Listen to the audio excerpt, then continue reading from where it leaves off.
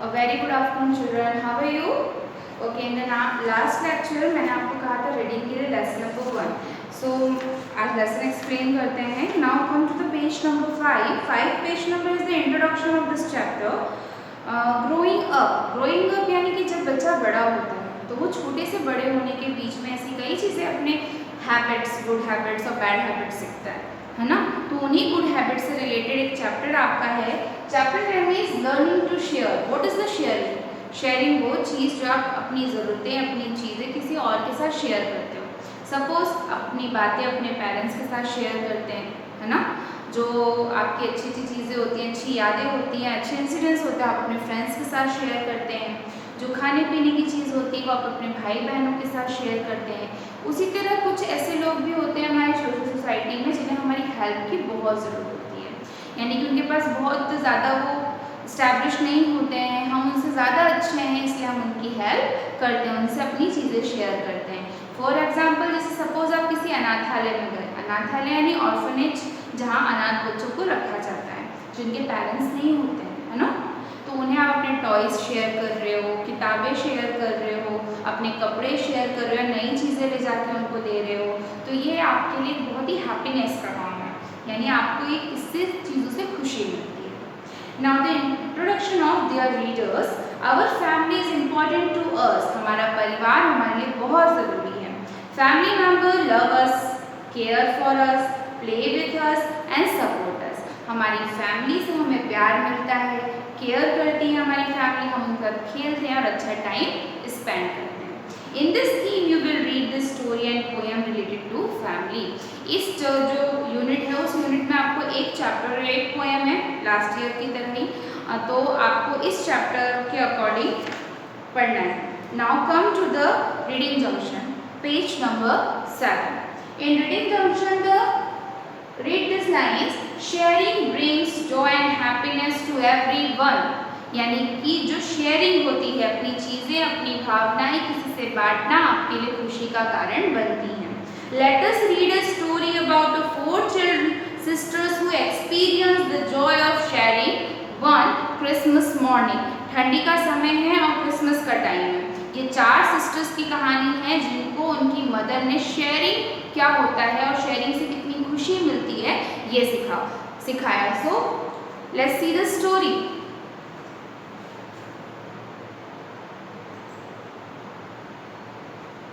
Learning to share.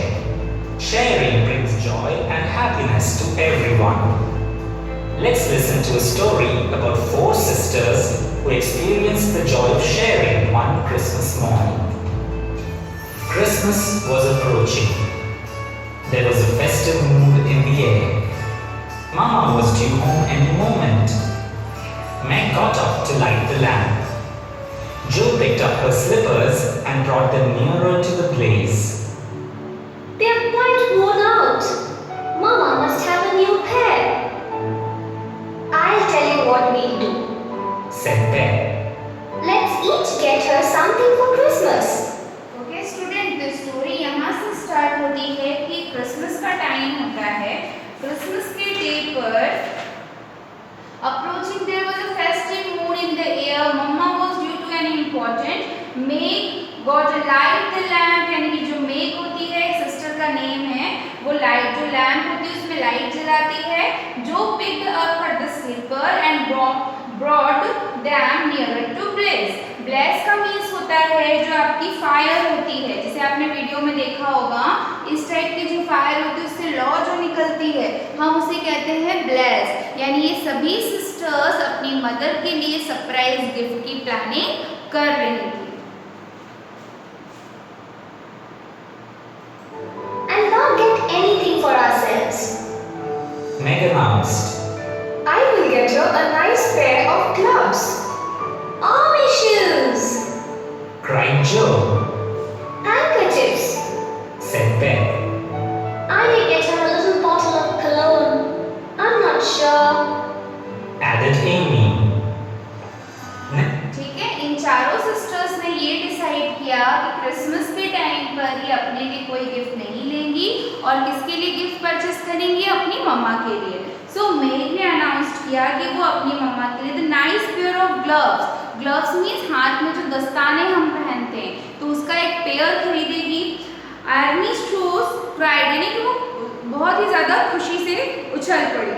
Handkerchief said बैथ, बैथ ने कहा कि मैं मम्मा के लिए हैंकरचीफ यानी कि रुमाल, एक अच्छा सा रुमाल लूँगी।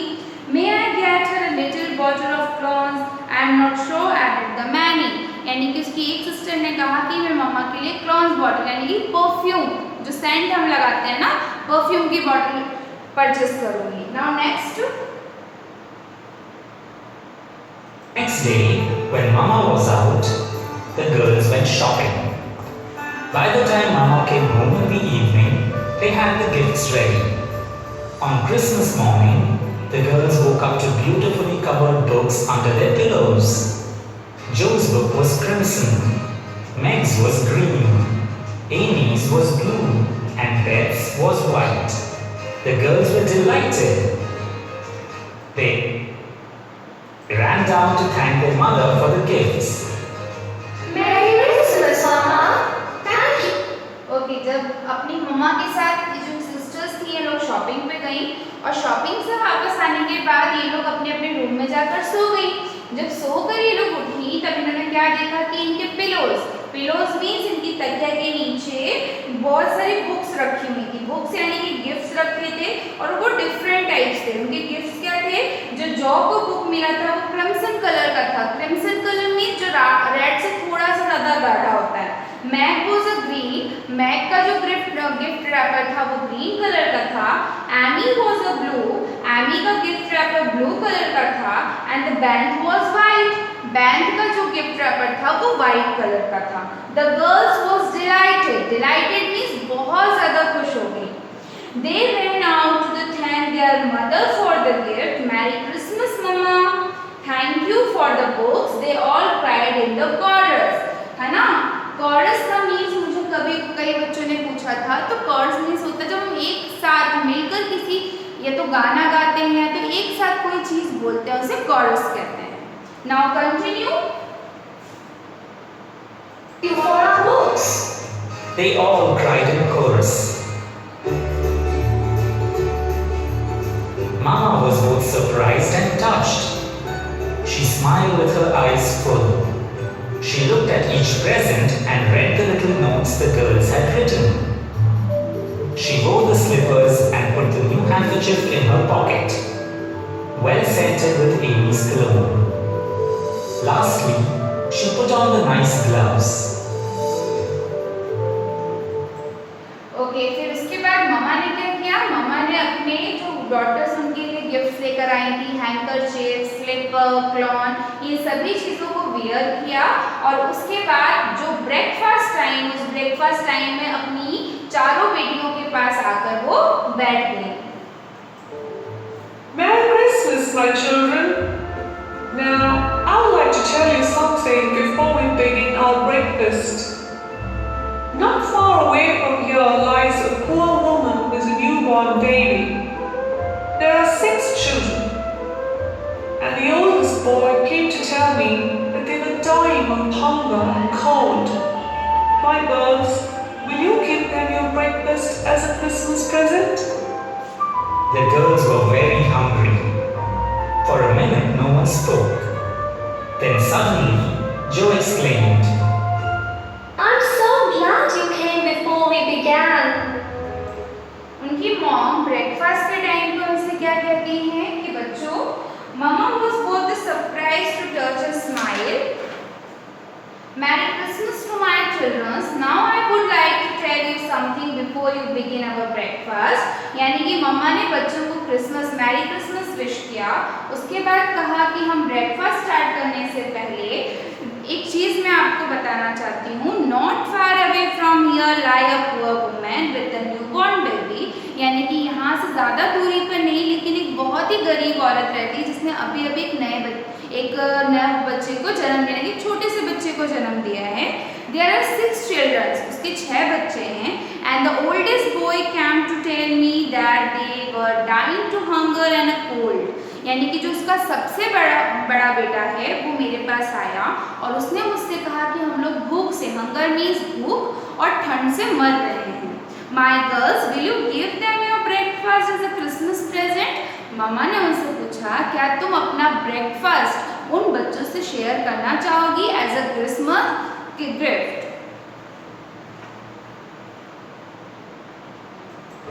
I'll help carry the things to the poor little children, said Beth eagerly.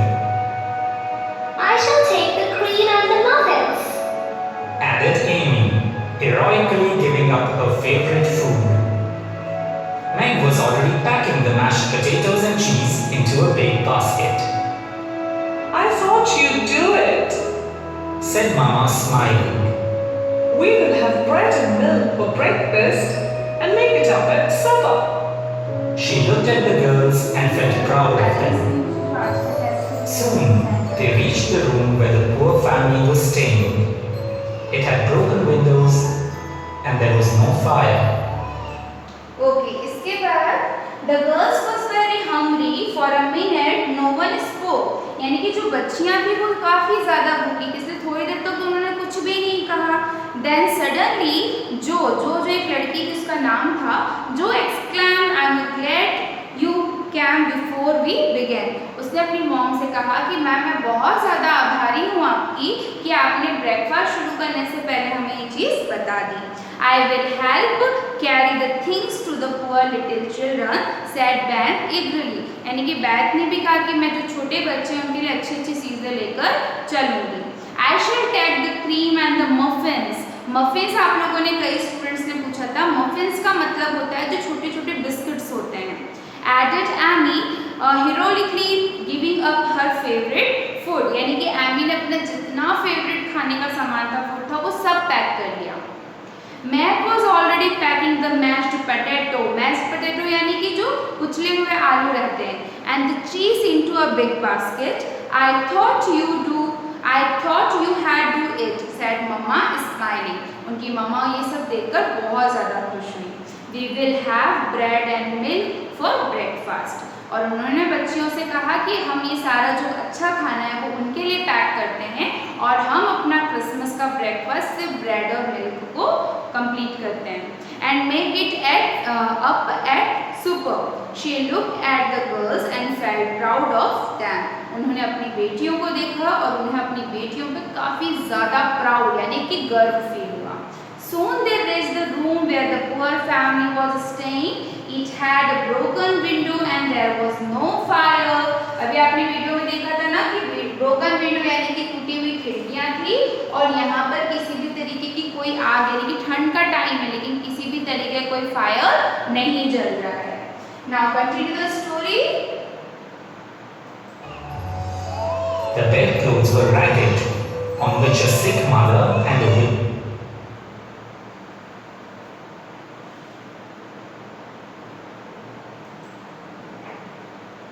So students, इसके आगे soon they reached the room where the poor family was staying. It had broken window and there was no fire. The bedclothes were ragged on the which a sick mother and willingly baby was lying. यानी कि रोने वाला बच्चा और जो उसकी माँ थी वहीं पर लेटे हुए थे.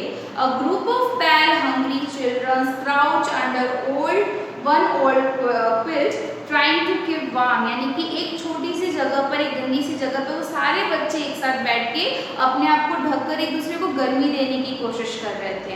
The woman was overjoyed to see them and called them angels. यानी कि जो वुमन थी, पुअर वुमन थी, उसने जब उन लड़कियों को और उसकी मदर को देखा तो उसने उन लोगों को एंजल कहा. एंजल मीन्स फरिश्ता, भगवान का भेजा हुआ फरिश्ता. A fire soon crackled in the fireplace. लड़कियों ने मिलकर वहाँ पर आग जलाई. A girls covered the broken window. कुछ दो बेटियों ने मिलकर वो जो broken window थी उसको कवर किया.